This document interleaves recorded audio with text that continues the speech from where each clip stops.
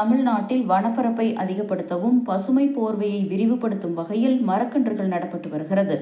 அந்த வகையில் புதுச்சத்திரத்தில் முதன்மை மாவட்ட நீதியரசர் திரு ஆர் குருமூர்த்தி முன்னிலையில் மரக்கன்றுகள் நடும் பணிகளை மாவட்ட ஆட்சியர் மருத்துவர் உமா துவக்கி வைத்தார். நாமக்கல் மாவட்டம் புதுச்சத்திரத்தில் ஏழை எளிய மக்களுக்கு சட்ட விழிப்புணர்வு முகாம் மற்றும் மரம் நடும் நிகழ்ச்சி மாவட்ட சட்டப்பணிகள் ஆணையத்தின் சார்பில் முதன்மை மாவட்ட நீதியரசர் திரு ஆர் குருமூர்த்தி தலைமையில் நடைபெற்றது. இதில் கலந்து கொண்ட மாவட்ட ஆட்சியர் மருத்துவர் உமா மரக்கன்றுகளை நட்டு பேசும்பொழுது, தமிழ்நாட்டில் வனப்பரப்பை அதிகப்படுத்தவும் பசுமை போர்வையை விரிவுபடுத்தும் வகையிலும் பசுமை தமிழ்நாடு இயக்கம் செயல்படுத்தப்பட்டு வருகிறது. தமிழ்நாட்டின் வனம் மற்றும் பசுமை பரப்பினை 33% உயர்த்துவதுதான் இதன் முக்கிய நோக்கமாகும். மேலும் தமிழ்நாடு முழுவதும் பல்வேறு இடங்களில் மரம் வளர்ப்பிற்கு ஊக்குவிப்பது இவ்வியக்கத்தின் நோக்கமாகும். நாமக்கல் மாவட்டத்தில் வனம் மற்றும் பசுமை பரப்பானது 14% உள்ளது. இதனை 33% உயர்த்த மாவட்ட நிர்வாகத்தின் சார்பில் பல்வேறு நடவடிக்கைகள் மேற்கொள்ளப்பட்டு வருகின்றன என்றும், குறிப்பாக பசுமை தமிழ்நாடு இயக்கத்தின் கீழ் நாமக்கல் மாவட்டத்தில் கடந்த 2023ஆம் ஆண்டு 10.21 லட்சம் மரக்கன்றுகளும், 2024ஆம் ஆண்டு 9.75 லட்சம் மரக்கன்றுகளும் என மொத்தம் கடந்த 2 ஆண்டுகளில் சுமார் 20 லட்சம் மரக்கன்றுகள் வனத்துறை, ஊரக வளர்ச்சித்துறை, நெடுஞ்சாலைத்துறை உள்ளிட்ட பல்வேறு துறைகளின் மூலம் நடப்பட்டு உள்ளன. மரக்கன்றுகள் நடப்பட்டு அதனை ஜியோ டேக் செய்து தொடர்ந்து கண்காணிக்கப்பட்டு வருகின்றன. மழை பொழிவிற்கு மரங்கள் இன்றியமையாத ஒன்றாகும் என்றும், எனவே மரங்களை நடுவதற்கு அரசு பல்வேறு நடவடிக்கைகளை மேற்கொண்டாலும் பொதுமக்களும் இந்த முன்னெடுப்பில் அனைவரும் பங்கெடுக்க வேண்டும். ஒவ்வொருவரும் குறைந்தபட்சம் 1 அல்லது 2 மரக்கன்றுகளை நட்டு தொடர்ந்து முறையாக பராமரிக்க முன்வர வேண்டும் எனவும் கேட்டுக்கொண்டார். பல்வேறு சுயஉதவி குழு மற்றும் கிராமப்புறங்கள்ல இருந்து பெண்கள் வந்திருக்கீங்க. உங்க ஒவ்வொருத்தருக்கும் இன்னைக்கு சொல்லக்கூடிய இந்த விஷயங்கள் உங்க கிராமம் முழுமைக்குமே இது பரவுங்கிற நம்பிக்கையோட தான் உங்களை தேர்ந்தெடுத்து இங்க கூட்டிட்டு வந்திருக்காங்க. இந்த விஷயங்கள் எல்லாம் நீங்க சொல்லணும். உங்க குழுக்கள் மூலமா நம்முடைய நாமக்கல் மாவட்டத்தை பொறுத்த வரைக்கும் அந்த 33% பசுமை நாமக்கல்ல அடையக்கூடிய நாளுக்கு நம்ம எல்லாரும் நம்மாலான பங்களிப்பை செய்வோம் என்று கூறிக்கொண்டு, இந்த நிகழ்ச்சியினை நல்ல முறையில் ஏற்பாடு செய்த அத்தனை பேருக்கும் என்னுடைய மனப்பூர்வமான நன்றியையும் வாழ்த்துக்களையும் தெரிவித்துக் கொள்கிறேன். நன்றி, வணக்கம்.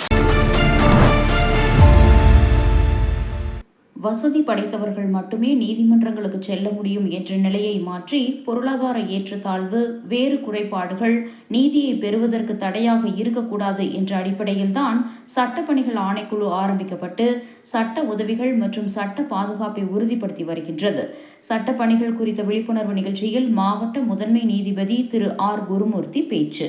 நாமக்கல் மாவட்டம் புதுச்சத்திரத்தில் மாவட்ட சட்டப்பணிகள் ஆணைக்குழுவின் சார்பில் மாவட்ட முதன்மை நீதிபதி திரு ஆர் குருமூர்த்தி தலைமையில் மாவட்ட ஆட்சித்தலைவர் மருத்துவர் உமா தலைமையில் சட்டப்பணிகள் குறித்த விழிப்புணர்வு நிகழ்ச்சி நடைபெற்றது. விழாவில் தலைமை உரையாற்றி பேசிய நாமக்கல் மாவட்ட முதன்மை நீதிபதி மற்றும் மாவட்ட சட்டப்பணிகள் ஆணைக்குழு தலைவர் ஆர் குருமூர்த்தி, சட்டப்பணிகள் ஆணைக்குழுவுக்கும் பொதுமக்களுக்குமான இடைவெளியை குறைக்க இதுபோன்ற விழிப்புணர்வு நிகழ்ச்சிகள் நடத்தப்படுகின்றன. வசதி படைத்தவர்கள் மட்டுமே நீதிமன்றங்களுக்கு செல்ல முடியும் என்ற நிலையை மாற்றி பொருளாதார ஏற்றத்தாழ்வு, வேறு குறைபாடுகள் நீதியை பெறுவதற்கு தடையாக இருக்கக்கூடாது என்ற அடிப்படையில்தான் சட்டப்பணிகள் ஆணைக்குழு ஆரம்பிக்கப்பட்டு சட்ட உதவிகள் மற்றும் சட்ட பாதுகாப்பை உறுதிப்படுத்தி வருகிறது என்றும், நீதிமன்றத்தில் நிலுவையில் உள்ள வழக்குகளை குறைப்பதோடு மட்டுமல்லாமல் நீதிமன்றத்திற்கு வராமலேயே பொதுமக்களுக்கு உள்ள சட்ட பிரச்சனைகளை தீர்ப்பதுதான் இந்த ஆணைக்குழுவின் முக்கிய நோக்கமாகும் என்றும் பேசினார். மேலும் பொதுவாக உடல்நிலை சரியில்லை என்றால் அரசு மருத்துவமனைக்கு சென்று நாம் சிகிச்சை எடுத்துக் கொள்வோம். அதுபோல சட்ட பிரச்சனைகளுக்கு தீர்வு காண்பதற்குத்தான் சட்ட மருத்துவமனை என்று சொல்லப்படும் அளவிற்கு சட்டப்பணிகள் ஆணைக்குழு செயல்பட்டு வருகிறது. இது குறித்து விழிப்புணர்வை ஏற்படுத்தி பொதுமக்களோடு எளிதில் அணுகி இடைவெளியை குறைத்து சேவைகளை பொதுமக்கள் பெற்றுக்கொள்ள வேண்டும் என்பதே இந்த முகாமின் நோக்கமாகும்.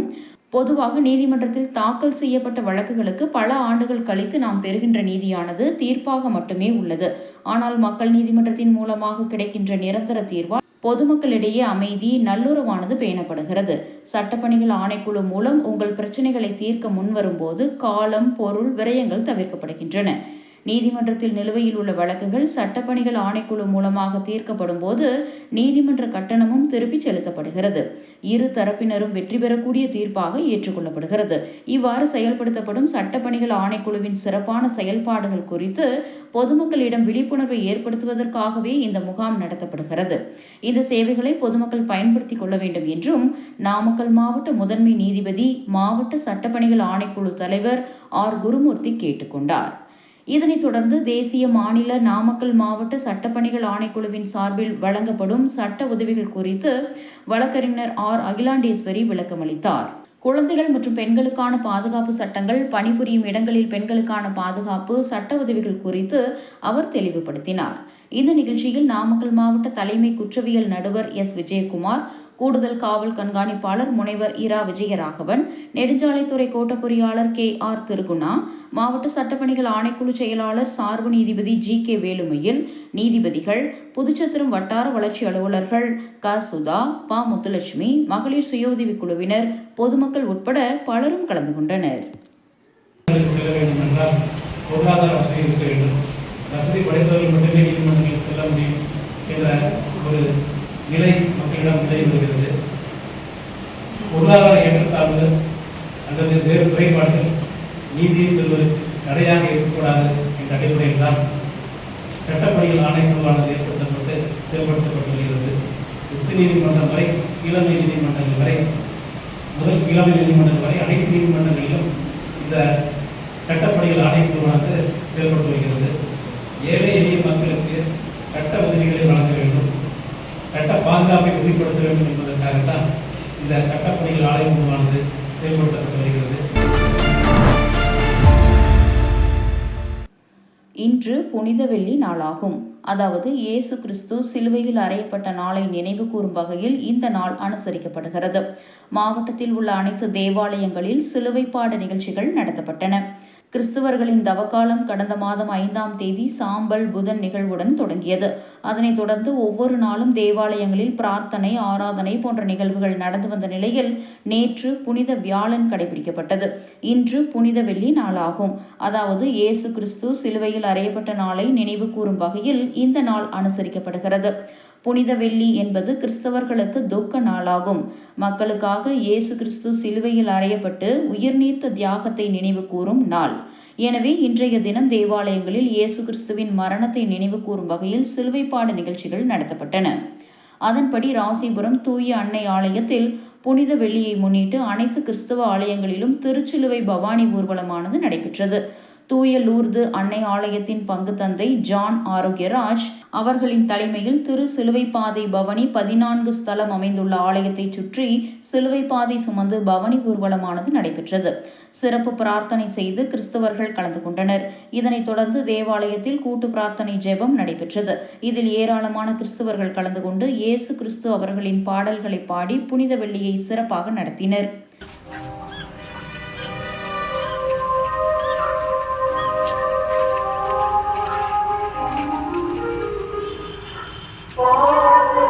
இயேசு கிறிஸ்து சிலுவையில் அறையப்பட்ட 3வது நாளில் உயிர்த்தெழுந்தார். அன்றைய தினத்தை கிறிஸ்தவர்கள் ஈஸ்டர் நாளாக கொண்டாடி மகிழ்ந்து வருகின்றனர். அந்த வகையில் வரும் ஞாயிற்றுக்கிழமை 20ஆம் தேதி ஈஸ்டர் பண்டிகையும் கொண்டாடப்படுகிறது.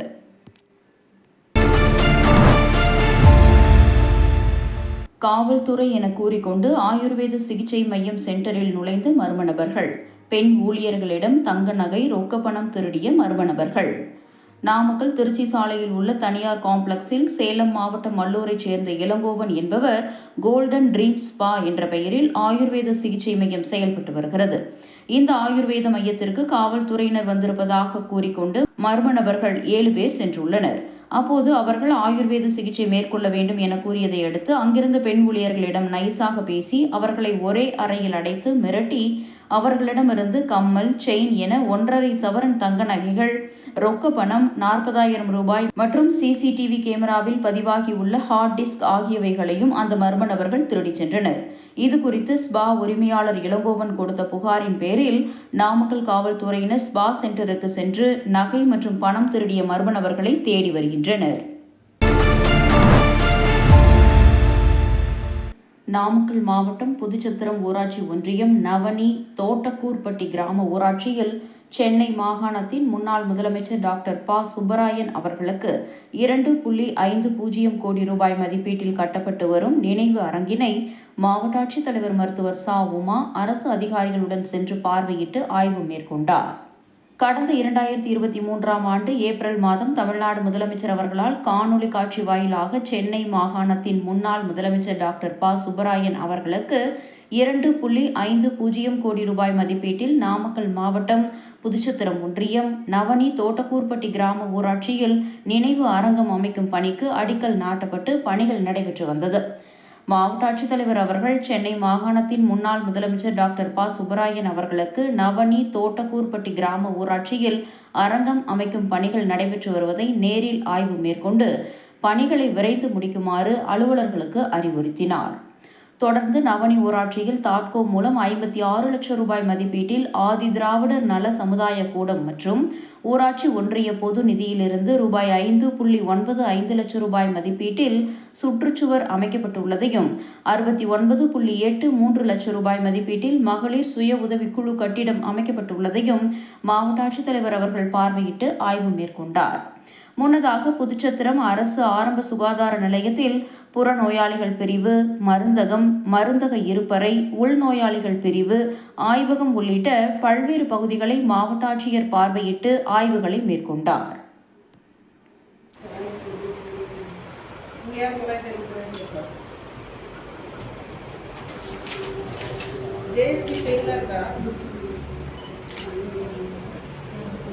இது கிராஸ் செக் ஸ்மியர்லாம் அனுப்புறீங்களா?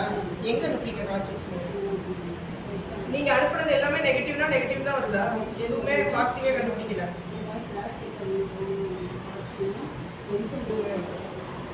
எல்லா ரியேஜென்ட் எல்லாமே ஸ்டாக் இருக்கா? Glucose, cholesterol, urea. ராசிபுரத்தில் போக்குவரத்து காவலர்களுக்கு பழரசம் வழங்கப்பட்டது. தமிழக அரசின் சார்பில் போக்குவரத்து காவல்துறையில் பணிபுரியும் காவலர்களுக்கு நீர்ச்சத்து குறைபாடு ஏற்படுவதை தவிர்க்க தினமும் 3 முறை பழரசம் மற்றும் நீர்மோர் இவற்றில் ஏதாவது ஒன்று வழங்கப்பட்டு வருகிறது. அந்த வகையில் நாமக்கல் மாவட்டம் ராசிபுரத்தில் போக்குவரத்து காவல்துறையின் சார்பில் இன்று போக்குவரத்து காவலர்களுக்கு பழரசம் வழங்கப்பட்டது. இந்த நிகழ்வில் போக்குவரத்து காவல் ஆய்வாளர் கே. நடராஜன் அவர்கள் தலைமையில் காவல் உதவியாளர் எம். மைக்கேல்ராஜ், ராசிபுரம் காவல் உதவி ஆய்வாளர் சுரேஷ் மற்றும் சிறப்பு காவல் உதவி ஆய்வாளர்கள் ரவி, லலிதா, முத்துசாமி, அன்பழகன், பாலசுப்பிரமணியன், தலைமை காவலர்கள் திருமதி கவிதா உள்ளிட்ட காவலர்கள் கலந்து கொண்டார்கள். மேலும் போக்குவரத்து சாலை விதிகளை பின்பற்றும் இருசக்கர வாகனத்தில் ஹெல்மெட் அணிந்து ஓட்டி வந்த வாகன ஓட்டிகளுக்கும் கூல்ட்ரிங்க்ஸ் பலரசமானது வழங்கப்பட்டது.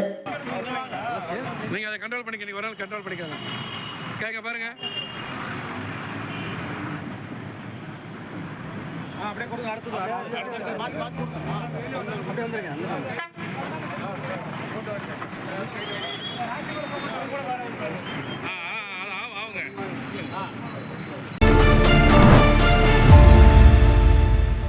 நாமக்கல் மாவட்டத்தின் நாபெட் மூலம் விவசாயிகளிடமிருந்து பாசிப்பயிறு நேரடியாக கொள்முதல் செய்யப்படுகிறது என மாவட்ட ஆட்சியர் மருத்துவர் உமா தெரிவித்துள்ளார். இதுகுறித்து நாமக்கல் மாவட்ட ஆட்சியர் உமா வெளியிட்டுள்ள செய்திக்குறிப்பில், விவசாயிகளின் விளைபொருட்களுக்கு உரிய விலை கிடைக்கவும் அவர்களின் வருவாயை பெருக்கவும் தமிழக அரசு அனைத்து முயற்சிகளையும் மேற்கொண்டு வருகிறது.